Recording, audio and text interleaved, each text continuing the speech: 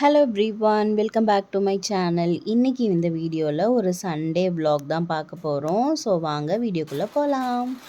சண்டேன்றதுனால ரொம்ப லேட்டாக தான் எழுந்திருந்தோம். ஸோ எழுந்ததுமே பிரேக்ஃபாஸ்ட் என்ன பண்ணலான்னு பார்த்துட்டே இருக்கும்போது இந்த ராகி சேமியா கண்ணில் பட்டுச்சு. ஸோ அதையே அன்றைக்கி பிரேக்ஃபாஸ்ட்டாக பண்ணிடலான்னு சொல்லிட்டு அதை எடுத்துட்டேன்.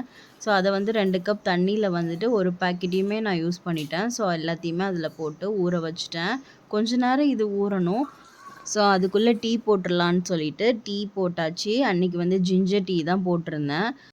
ஸோ டீயை எடுத்துகிட்டு நான் எப்போதும் எங்கே உட்காந்து டீ குடிப்பேனோ அங்கே போய் உட்காந்து நல்லா வேடிக்கை பார்த்துட்டு நல்லா ரிலாக்ஸ்டாக டீ குடிச்சிட்ருந்தேன். எங்கள் வீட்டுக்கு ஆப்போசிட்டில் பார்த்திங்கன்னா 2 முருங்கை மரம் இருக்குது. ஸோ அதில் எப்போதுமே நிறைய பேர்ட்ஸ் நின்றுட்டே இருக்கும். ஸோ அதை பார்த்துட்டே டீ குடிச்சிட்டு திரும்ப பிரேக்ஃபாஸ்ட் பண்ணுறதுக்காக கிச்சனுக்கு வந்தாச்சு. பார்த்திங்கன்னா சேமியா ஓரளவுக்கு நல்லா ஊறிடுச்சு. இப்போ இட்லி தட்டில் கொஞ்சமாக ஆயில் விட்டு நான் இதை நல்லா க்ரீஸ் பண்ணிக்கிறேன். ஸோ இப்போ இந்த தண்ணியை நல்லா ஸ்டெயின் பண்ணிவிட்டு அந்த சேமியாவை இதில் ஆட் பண்ணிக்கலாம். ஒரு பாக்கெட்டுமே இந்த 2 தட்டுலேயே எனக்கு கரெக்டாக இருந்தது. ஸோ இதை இட்லி பாத்திரத்தில் வச்சுட்டு நல்லா வேக வச்சு எடுத்துக்கலாம். ஒரு 7 நிமிஷத்துலேருந்து 10 நிமிஷம் வரைக்கும் ஆகும். ஸோ அது நல்லா குக்காகி வரட்டும். குக் ஆகிற கேப்பில் டிவி போட்டுட்டு அதில் ஏதாவது போட்டு விட்டுட்டு தென் வேலை பார்த்தா தான் வேலை ஓடும். வீடு சைலண்ட்டாக இருந்தாலே ரொம்ப தூக்கம் வர மாதிரியே இருக்கும். ஸோ அதனால் டிவி பார்க்குறேனோ இல்லையோ பட் ஏதாவது டிவியில் ஓடிட்டே இருக்கும். ஒரு 10 நிமிஷத்தில் இது நல்லா குக் ஆகிடுச்சு. ஸோ அதை எடுத்து வேறு பிளேட்டுக்கு சேஞ்ச் பண்ணிக்கிறேன். இதை அப்படியே தேங்காய் பூ தென் சீனி அதெல்லாம் போட்டு சாப்பிட்டாலுமே ரொம்ப சூப்பராக இருக்கும்.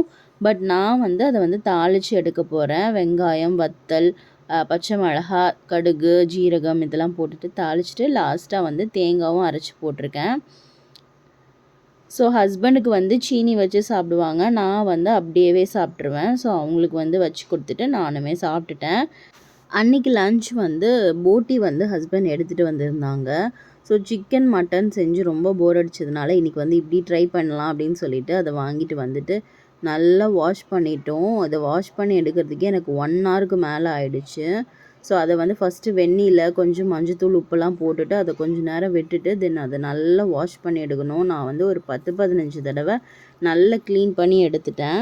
அதுக்கு நான் வீட்டிலேயே கொஞ்சம் மசாலாவும் ப்ரிப்பேர் பண்ணியிருந்தேன். கொஞ்சமாக ஆயில் விட்டுட்டு பட்டை, கிராம்பு, ஏலக்காய் தென் இஞ்சி, பூண்டு, பச்சை மிளகாய் தென் புதினா, கொத்தமல்லி இதெல்லாம் நல்லா வதக்கிட்டு அதை அரைச்சி பேஸ்ட் பண்ணிக்கிட்டேன். தென் சின்ன வெங்காயம் நிறைய போட்டு தாளிச்சிட்டு தக்காளி, இஞ்சி, பூண்டு அதெல்லாம் போட்டுட்டு தென் நான் அரைச்ச மசாலாவையும் ஆட் பண்ணிட்டு நல்லா வதக்கி விட்டுட்டு பவுடர் மசாலா எல்லாமே ஆட் பண்ணிக்கிட்டேன். இது கொஞ்சம் காரமாக இருந்தால் நல்லாயிருக்கும்னு சொல்லிட்டு கொஞ்சம் காரம் அதிகமாகவே நான் ஆட் பண்ணியிருந்தேன். ஸோ கொத்தமல்லி, கருவேப்பிலை இதெல்லாம் போட்டு தண்ணிலாம் ஊற்றி நல்லா கொதி வந்ததும் நம்ம வேக வச்சுருக்கிற போட்டியையும் ஆட் பண்ணிவிட்டு ஸோ அது நல்லா வதங்கி வரட்டும். இப்போ நான் கொஞ்சம் போட்டி அதிகமாக இருக்கிறதுனால நான் அதை கொஞ்சம் ரோஸ்ட்டும் பண்ணிடலாம் அப்படின்னு சொல்லிட்டு சின்ன கடாயில் கொஞ்சமாக ஆயில், கருவேப்பிலை மட்டும் போட்டுட்டு குழம்பு இல்லாமல் போட்டி மட்டும் தனியாக எடுத்து நல்லா வதக்கி விட்டுட்டு ஃபைனலாக கொஞ்சமாக பெப்பர் போட்டுட்டு அதை இறக்கிட்டேன்.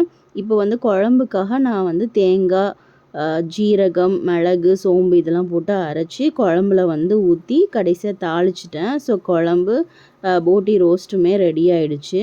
தென் கொஞ்சமாக சிக்கனுமே வாங்கியிருந்தோம். அதையுமே 65 பண்ணிட்டேன். ஸோ லன்ச் வேலை எல்லாமே முடிஞ்சிருச்சு. இந்த வீடியோ பிடிச்சிருந்ததுன்னா லைக் பண்ணுங்கள், ஷேர் பண்ணுங்கள், மறக்காமல் சப்ஸ்கிரைப் பண்ணுங்கள். இதே மாதிரி இன்னொரு வீடியோவில் மீட் பண்ணலாம். அது வரைக்கும் பாய்.